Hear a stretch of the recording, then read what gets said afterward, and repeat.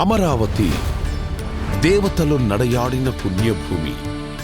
దేవేంద్రుడు ప్రతిష్ఠించిన అమరలింగేశ్వరుడు కొలువైన ధన్యభూమి. దేవేరి కనకదుర్గమ్మ ఒకవైపు, పానకాల నృసింహుడు మరోవైపు, మధ్యలో ఉత్తర వాహిని రమణీయ కృష్ణమ్మ.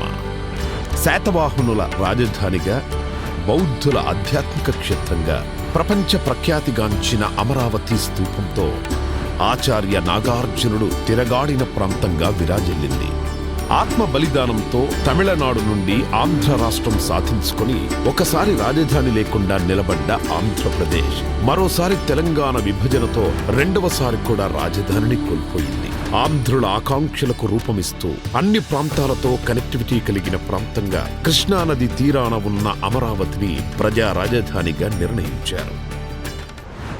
రాజధాని నిర్మాణం కోసం చేయాల్సిన మొదటి అడుగు భూసేకరణ.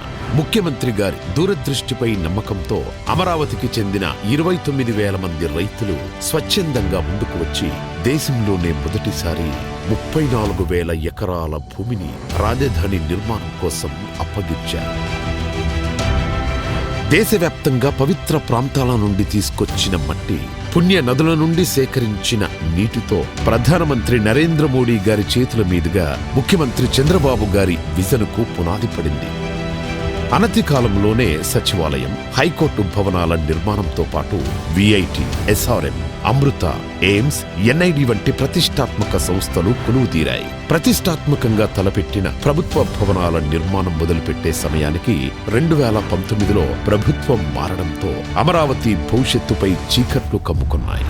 2019 నుండి 2024 వరకు నాటి ప్రభుత్వం చేసిన విధ్వంసం కారణంగా వేల కోట్లతో చేపట్టిన నిర్మాణ పనులు ఆగిపోయాయి. రోడ్లు దెబ్బతిన్నాయి. దారి తెన్ను లేకుండా పోయింది. చదును చేసిన భూమిలో పునాదుల్లో నీరు చేరి పిచ్చి మొక్కలతో, పొదలతో 5 ఏళ్ల పాటు గ్రహణం వీడని సూర్యుడిలా అమరావతి మసకబారింది. 3 రాజధానుల ఆటలో రాష్ట్రానికి రాజధాని అనేదే లేక భవిష్యత్తు అంధకారమైంది. ఏ ఒక్కరూ రాజధాని కోసం గొంతెత్తలేని పరిస్థితి. ఆంధ్రప్రదేశ్ కోసం తమ భూములిచ్చిన రైతుల త్యాగానికి అర్థం లేకుండా పోయింది. మహిళలు, చిన్నారులు, రైతులు, ఇలా అన్ని వర్గాల ప్రజలు అమరావతి కోసం 5 ఏళ్లు యుద్ధమే చేశారు. అరెస్టుల్ని ఎదుర్కొన్నారు, అవమానాలను తట్టుకున్నారు, అన్యాయాన్ని ఎదిరించారు. అమరావతి నుంచి అటు అరసవల్లి, ఇటు తిరుపతి వరకు పోరుబాటు పట్టారు. పోరాట యోధుల గుండె పగిలి అమరులవుతున్న వాళ్ల ధైర్యం ఇసుమంతా సడలలేదు. 2024 రాష్ట్ర ప్రజల దీవెనలతో ఎన్డీఏ అఖండ విజయం సాధించి అధికారంలోకి రావడంతో చీకట్లను చీల్చుకుంటూ వచ్చిన సూర్యుడిలా అమరావతి తన పేరు సార్థకం చేసుకుంటూ పునరుజ్జీవం పొందింది. కేంద్ర ప్రభుత్వ సహకారంతో అమరావతి ప్రస్థానం మహోజ్వలంగా మళ్లీ మొదలైంది. అంతర్జాతీయ ప్రమాణాలతో ప్రపంచంలోనే అత్యున్నత స్థాయి నగరంగా నిర్మాణానికి సన్నద్ధమవుతోంది. బ్లూ గ్రీన్ కాన్సెప్టుతో 3వ వంతు పచ్చదనంతో పర్యావరణానికి అనుకూలంగా కాలుష్యరహితంగా నిర్మితమవుతున్న ఏకైక నగరం అమరావతి. బయోడైవర్సిటీతో కూడిన అద్భుతమైన విశాలమైన పార్కులు, district cooling system, piped gas, storm water, cable connectivity లాంటి సకల సౌకర్యాలు భూగర్భ వ్యవస్థ ద్వారా నివాసాలకు అందనుంది. సైకిల్ ట్రాక్ నుంచి విశాలమైన గ్రిడ్ రహదారులతో నగరమంతా రాజటీవీతో నిర్మితమవుతోంది.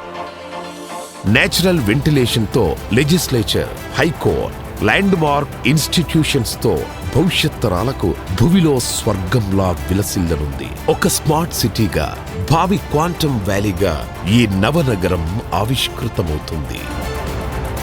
అమరావతి కేవలం నగరం కాదు, 5 కోట్ల మంది భవిష్యత్తుకు భద్రతగా నిలుస్తూ ఆర్థిక భరోసానిచ్చే స్వయం ఆధారిత కల్పవృక్షం. రాష్ట్ర నలుమూలల నుంచి ఉద్యోగం, ఉపాధి కోసం పొట్టచేతబట్టుకొని వచ్చే ప్రతి ఒక్కరికి అక్షయ పాత్ర కానుంది మన అమరావతి.